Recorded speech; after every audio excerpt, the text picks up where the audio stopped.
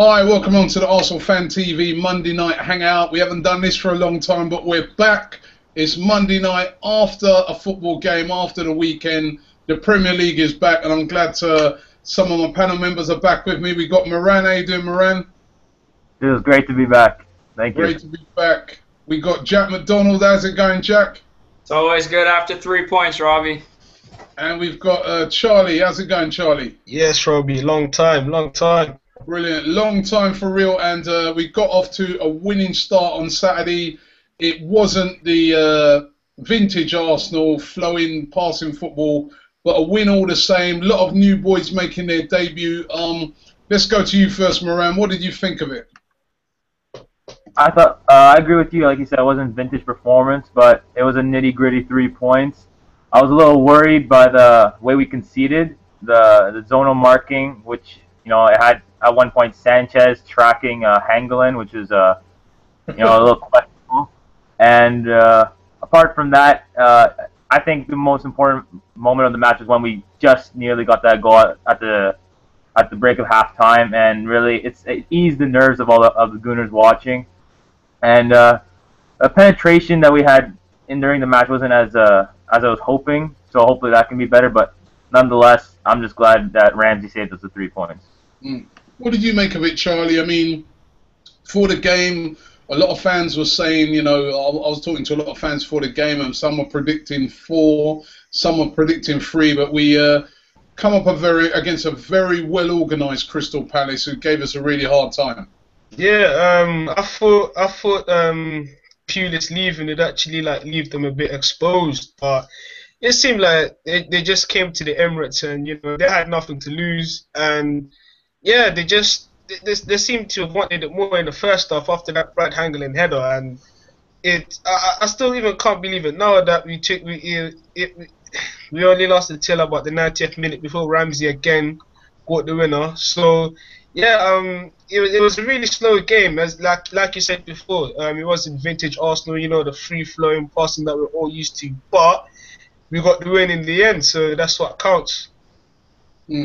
Jack, I mean, as I said, a very well-organised Crystal Palace team. Didn't really create much in Arsenal's half, but sure, boy, did they close us down. And players like Alexis Sanchez, playing his first debut game, really got a dose of what the Premier League is all about. Not much time on the ball, and teams are very physical and allowed to get away with a lot more than what they would in La Liga.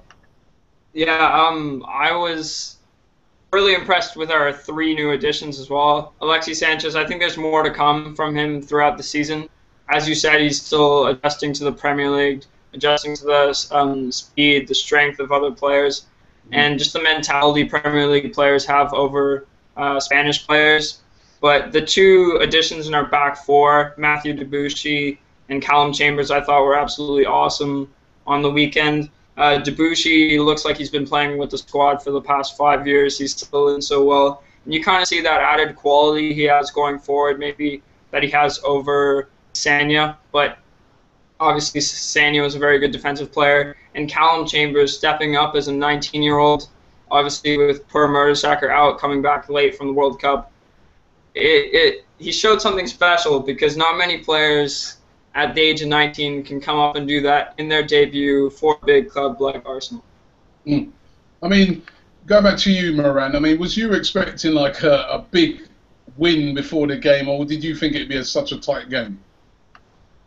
Yeah, the former really. I thought it was going to be a rout, but I guess the Crystal Palace players have really embraced the Tony Pulis game style, and it was difficult. It frustrated the Arsenal players throughout the match. You can tell that Cazorla had a fairly mediocre match, as did Jack Wilshere. So it's just being able to break down teams that are just going to come to the Emirates and really, play 10 men behind the ball and just really hoping for a draw. So it's going to be tough to break those teams down. What did you make, Charlie, of the forward play? I mean, we didn't see much of Giroud. He came on sort of near towards the end of the game. But Yaya Sanogo playing up front on his own. A lot of fans afterwards saying to me that they still believe we need a striker.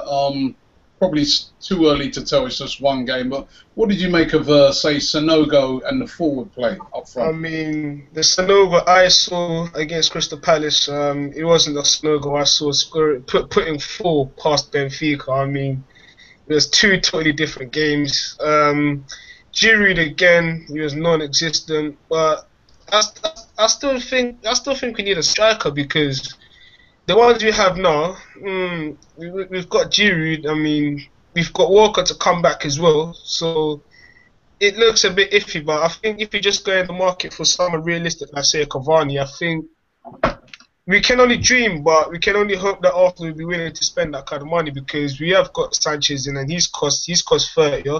And is Wenger really willing to like splash the cash again? I don't know, but it's a possibility. But for the moment, we've just got to contend with Jude and Joe Campbell as well. I think if you actually swap Campbell, if you actually put Campbell in as opposed to Sanogo, because I still think Sanogo's a bit raw, to be honest with you. Yeah, I think you say Giroud there was non-existent.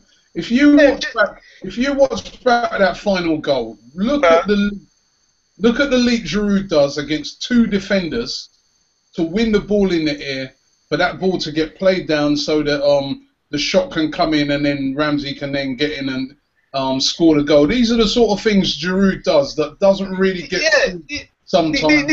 These are the things Giroud does, Robbie. Player in the team that would have done that. I mean, you said he was non-existent, but if he hadn't have been there, we would have won that game. Yeah, if I would have won the game, but I thought it was Debussy that shot and goal and then Ramsey tapped it in. Because, like I said, Debussy had the shot. But what I'm saying is, if you look at that final goal again, look at the lead that Giroud does. He takes out 2 defenders with that lead. Right. I thought that was brilliant forward play. Yeah, Robbie, it's brilliant, but at the end of the day, we need him to be scoring goals because that's what he brought for, to score goals. He's a forward, yeah? But other than that being said, he used to do this last season as well, but we just want to see the Giroud scoring goals, not holding up play and passing it. But that's fine.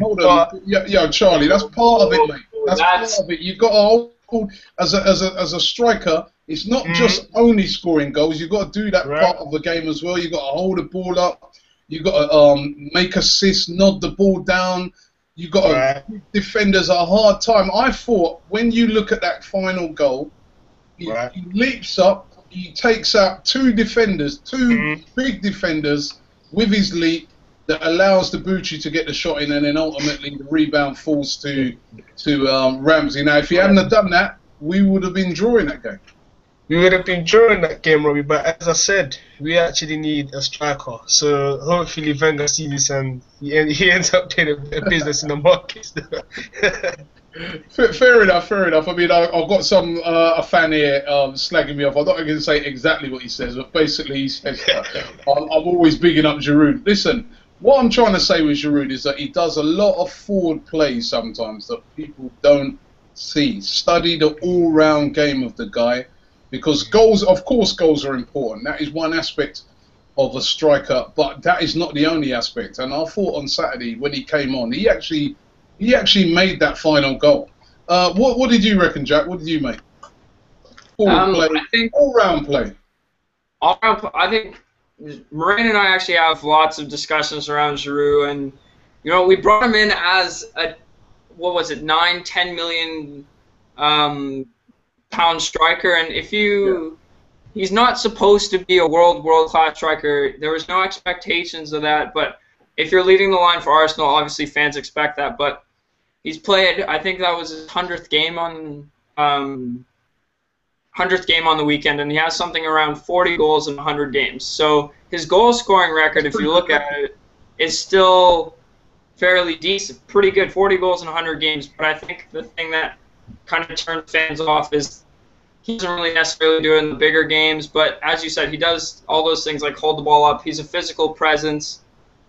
And about our forward line going forward, one player that I think is often overlooked is Theo Walcott coming back. Sure, we could play him out wide, but we can also put him up top. And last year, injuries riddled his season, but the season before that, he was on fire. And if he can come back to that form, we have a combo, maybe Sanchez, Walcott, Giroud leading the line up top. I think that's enough. I mean, do you think we need so you don't think we need a world-class striker? Moran, what about you? Do you think we need a world-class striker? I mean, Giroud, he works hard. He's a very good team striker. But he's not the sort of striker that, well, I was about to say he doesn't make goals out of nothing, but he did last week when he scored that screamer against Manchester City. But do you think we need a world-class striker, or do you think we've got enough up front to, do well in the Premier League this season?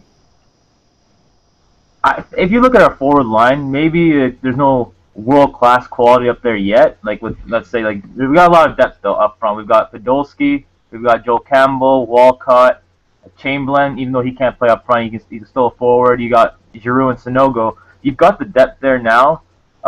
Possibly you can try Joel Campbell and Sanchez there, but really world-class. It's if you can find something out of Walcott and Campbell, because I think they deserve a chance up front. I think Walcott, he's always been gunning to play up top as the focal striker. So give them a shot. And Sanchez, we still haven't seen him in a Premier League match up front. So maybe seeing that, maybe we don't really need a world-class striker. Maybe we've already got one in the squad that's just gunning for an opportunity. But also, there's, as you know, Robbie, you've been doing those transfer dailies. There's not many available, and when it comes to the name that's thrown out a lot is Cavani, but I just for 50 million, I just don't see it. I don't see it happening for that much money. And his skill set, would he adapt to the Premier League right away? Are we sure it would be like you're paying 50 million for a player? You're sure he's going to be a hit product? Sure, it didn't work out with Torres for 50 million, but you want a guaranteed 30 goal scorer, and I'm not totally convinced Cavani would come in and score 30 goals for us. That's what I'm saying. I'd rather see Joel Campbell up front, to be honest. I mean, we also what kind of a World Cup he had, but then again, I could be wrong. Wenger could blow him out again, so yeah, that could be another problem. I just want to see him being given a chance. You say Joel Campbell, but I don't think Joel. We can rely on Sanogo or Joel Campbell. They're 19, 20, 21-year-old youngsters. Yeah. We can't be like some people saying, well, that's stunt their growth, blah blah blah. We need results right now, and the three players that I think that can produce results right now would be Giroud, Walcott, and Sanchez. There's not much. I agree, but I'm all about giving them the chances, Jack. I don't want to see them like lead the front line in the Premier League, but League Cup and FA Cup. I mean, I don't see why they can't. You say they don't have that much experience. They're pretty young, but you see Joel Campbell. He's been loaned out to the French League, the Spanish League, and the Greek League. He's played in the Champions League. I think he's got enough playing time to really get a go up front. Yeah, for the League Cup, but we're talking about the Premier League, the Champions League. Sure, the League Cup, the FA Cup's great, but we won that last year, and they still say, well, you need to win the Premier League, you need to win the Champions League. We need guaranteed results, and I think those players, sure, they could have a game, but the consistency isn't there yet. Okay, let me ask you guys this, right? Because the one, I don't know, me personally, I think that up front, there's always going to be a lot of goals in Arsenal. Even if the forward players don't get them, we've got so many attacking players that can score goals. But one area of concern in that Arsenal team is that defensive midfielder position. Although I thought that Arteta had a very good game on Saturday, I did think he played well. But when we come up against certain teams, and more powerful teams like Manchester City, like Chelsea, Arteta has been found wanting in the past. Now, who would you like to see coming in that position, or do you think we will get anybody in that position? I mean, we saw Chelsea were playing tonight, and they looked very strong in that area with Matic in there alongside Fabregas. What do you think we need a defensive midfielder in that position, and who would you guys go for? Kicking off with you, Jack. I like what I see from William Carvalho, but the thing is with that is the transfer fee and then also the third-party ownership. But Carvalho, Khedira, just somebody with a big physical presence, I think that'd be absolutely fantastic. And Arteta's great the way with the ball, the way he dictates the flow of the game, but the athleticism in that position isn't there from him. I just want to see somebody big, strong, athletic, someone who players fear going into a tackle against, and really provides more grit to the squad. And, we did a video the way that we can be more versatile. We need more athleticism to be versatile. And Carvalho or Kadir, I think, can do the job. What about you, Charlie? Well, it was only last season that we were crying for Mara Fellaini to come, but he ended up going to Man United, and that's been a disaster for signing. So I think really the central defensive midfield, you need someone like Khedira, to be honest. But Real Madrid looking to offload him after bringing in Bale. Then again, I don't see that one happening. So I think the best bet we have is William Carvalho, because, like Jack said, he's big, strong. We need someone with a presence. Like Arteta, I mean, we play him there, but to be honest, in my personal opinion, I mean, I like the guy, but I really think the game's going too fast for him. So I'd really like to see William Carvalho come in and fill in. Who would you fancy, Moran? I've been wanting Sami Khedira this whole summer. I think I agreed with you. I think your predictions, it's gonna go down to the last minute of the transfer window, and I just think he's the perfect fit. He can go attacking and push. He's a box-to-box midfielder, but he can also stick a tackle. The only question mark is his health. The past year he's been out most of it, so that's the only concern I have. But just from a skill set standpoint, I think he's the perfect bill. Also, Robbie, I don't want to see us bring in, say, just a big athletic guy that has no skill set going for it, and we need an offensive player in that position, kind of to dictate the play of the game like Arteta does. Like, I don't want to see someone like a Cheick Tiote from Newcastle come in, just be their big presence, but with possession of the ball isn't great, because as Arsenal, we have a lot of possession of the ball, and we need a midfielder that can take care of it, know which areas of the pitch to attack, and you kind of just see Arteta orchestrating the attack sometimes, and whoever we bring in would need to facilitate the same quality that he has in doing that. I agree with that, Jack. But that being said, it really hurts me to see Fabregas back at Chelsea, because from what he used to do for us, I think he's still got a lot. I still think he's got a lot left in the tank. And after seeing that game tonight against Burnley, I just can't help but contemplate as to why Wenger would think about giving away a player of his caliber to Chelsea. As we were discussing before the Hangout, Robbie, the possibility of bringing him back, but would it really have been worth it though? No, well, let's talk Cesc Fabregas. Obviously, a lot of Arsenal fans on social media this evening have been saying, we should have brought him back. Some are saying, listen, we didn't need him. I mean, I'm in the camp where I think we didn't need Cesc Fabregas. We got our own Cesc Fabregas. You saw him on Saturday. You saw him last week, and that's Aaron Ramsey. I don't know why we would possibly have needed Cesc Fabregas. If you bring back Cesc Fabregas, what happens to Mesut Ozil? What happens to Santi Cazorla? What happens to Jack Wilshere? We've just got so many players who can play that position. I'd rather somebody like Matic, to be honest. But I don't know what you other guys think. Do you think we made a mistake, Jack, not bringing back Cesc Fabregas? I don't think we made a mistake, only in the sense because we have so many players in that position.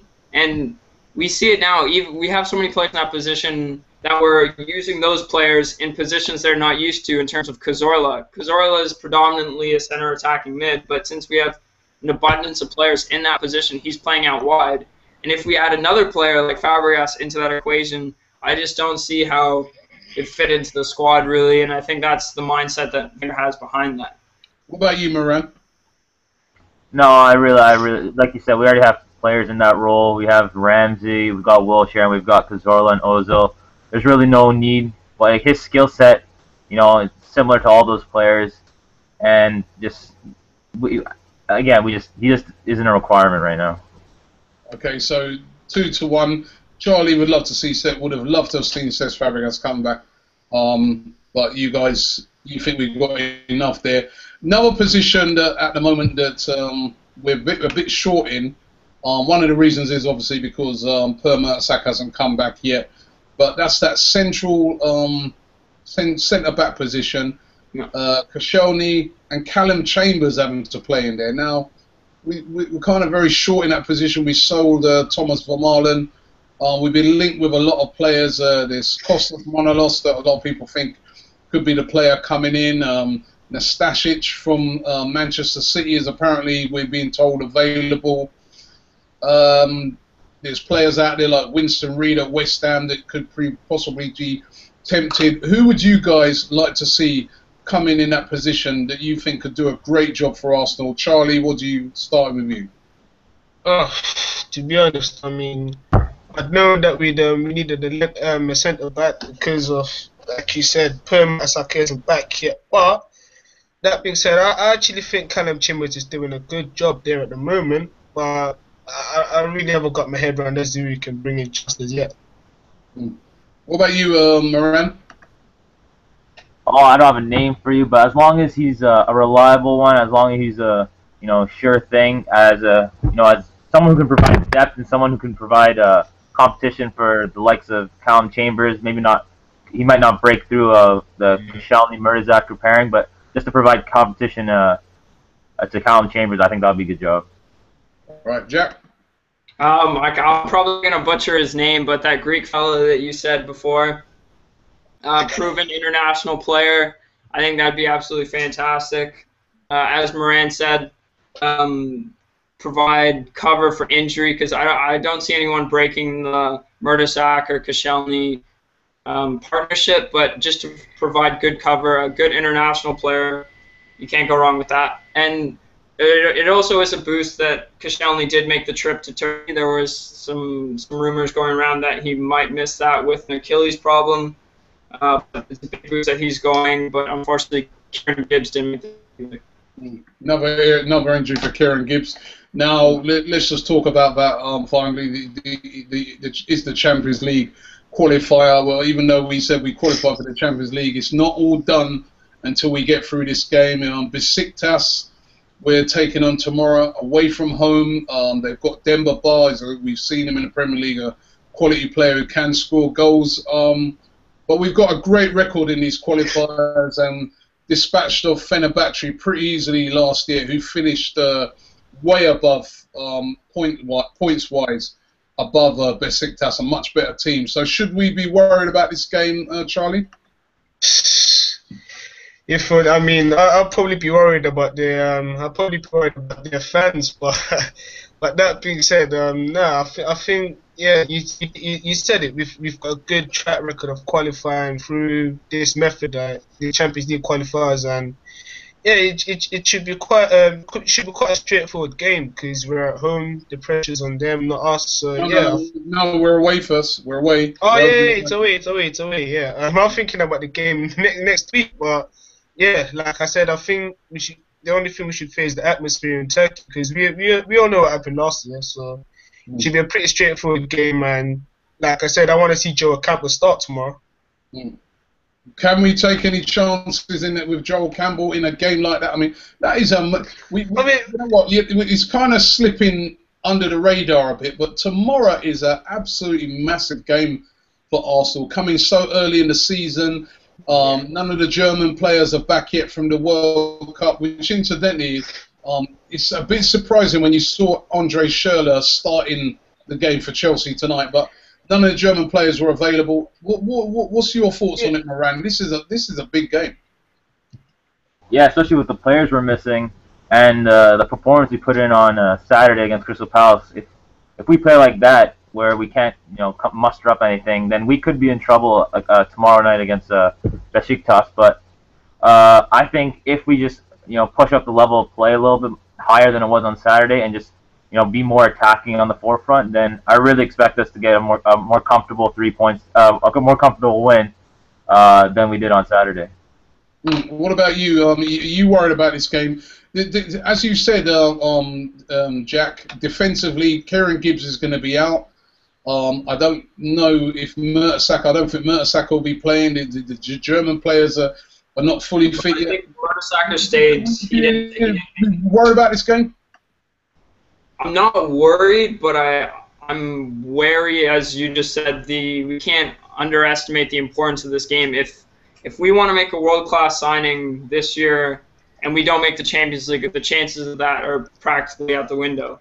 And as you said, Kieran Gibbs out. Monreal played pretty well coming on the weekend. If he can have a similar performance, that'd be good. If we keep a clean sheet, get 2-3 away goals, be comfortable in the next leg coming back, I think that's the goal.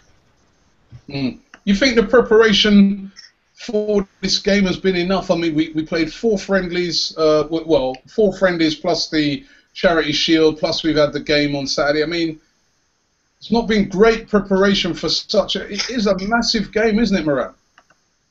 Oh, it's actually a huge match. I think Besiktas, at home tomorrow too, with the chance to really put a statement against a club like Arsenal. I think they're going to be gunning for they'll be looking forward to this match. I just don't want Arsenal to come out lackadaisical and really chill about it. I want them to really have the intensity brought up, really come at Besiktas in their place to really put out a statement that they're not the same team that folds when the pressure is on to them.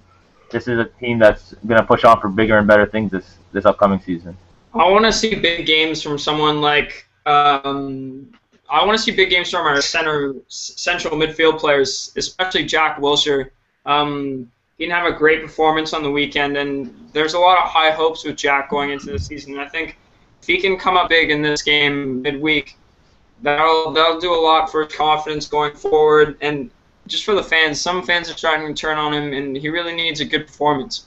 Yeah, I mean, I couldn't second that more, Jack, because I think some fans are really getting hostile towards him because of the expectation. Because he's not the player he was like a couple of seasons ago. He's no longer a child prodigy. He's just expected to get results soon as. So I really hope it works out for him this season. Do you think some fans are sort of? I mean, I wouldn't say fans of not turning on him, but a lot of fans are starting to sort of doubt him. Do you think the off-field things like the smoking and things like that will sort of really irk fans? Yeah, I think also we've seen this success that Aaron Ramsey's had lately, and they were similar prospects. Some could even say Jack Wilshere was more of a prospect than Aaron Ramsey was, and we see the jump that Aaron's made in his game, and you see that, and you have similar expectations for Jack in a sense that you want to see him do as well as Aaron's doing, and he's kind of overtaken them, and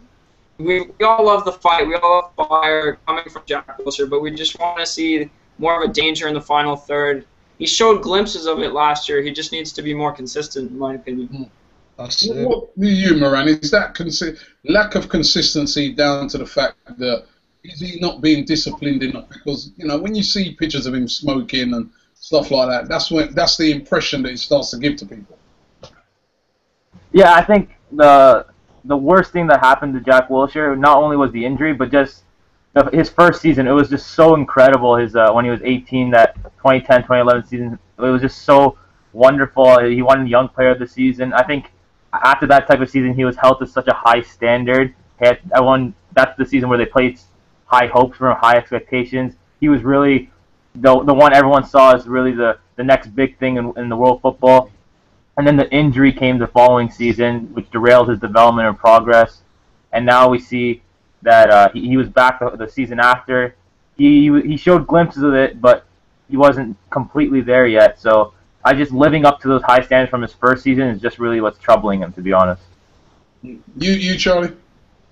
Yeah, like I said, I think it's because the huge jump Aaron Ramsey made, he's sort of overtaken Wilshere, and the glimpses he showed last season. I mean, that goal against Norwich. I mean, I'm still getting cast over that because I never thought it would come to Wilshere doing that, but it's because we expected so much from him at such a young age that it becomes hard to juggle such things, But hopefully, I think Wenger will nurture him and will take him on board, and he can learn from Ramsey as well. So, like I said, I'm really expecting big things from him this season. The pressure's on, but he's paid to do it. So yeah, he'll have to be professional about it. Well, guys, give me a prediction for the game tomorrow. It's a massive game, as I said, with Besiktas away. Let's hear it from you, Charlie. 5-1. 5-1, another one of his mad predictions. Jack? I'm going to go 2-0. Professional clean sheet performance. Aaron Ramsey loved scoring in Turkey, so let's go that 2-0. That would be great if we could get a 2-0 clean sheet, 2 away goals. Moran? I think it's performance similar to last year against Fenerbahce, but I'm going to say 3-1. I think maybe Demba Ba will get his goal against Arsenal, but I think it was just going to be a dominating performance from the Gunners. I'm hoping you guys are right. I'm going to go for it. I think it's going to be quite a close game, actually. And I'm still slightly worried about our defence at the moment because it's not our full complement of defence. So I don't know. I'll go for an Arsenal win 2-1, but I don't think we'll keep a clean sheet. I'm hoping that we can. Away goals, of course, are always very, very important. So if we can bag a couple of them, that would be absolutely massive. Listen, guys, thank you very much for coming on the first Hangout of the season. It's been great to be talking Arsenal again. Thanks a lot to you, Moran. Oh, much appreciated. Thank you for having me. Thanks to you, Charlie. Thanks to you, Robbie, for having me on as well. And also Jack, also from the Global Gooners. Thanks for having you on as well, all the way from Canada. Always a pleasure. Always a pleasure, guys. Thank you very much. And let's just hope that tomorrow we can go out there, put in a professional performance, get that win, get that good. Like these guys have been saying in the Hangout, it's important as well, transfer-wise. If we are going to attract in, say, that final mega name to Arsenal, a win tomorrow would go a long way in securing that. So let's just hope the boys can bring it home. Thanks, guys, and we'll be back here next week, Monday, with another Arsenal Fan TV Hangout.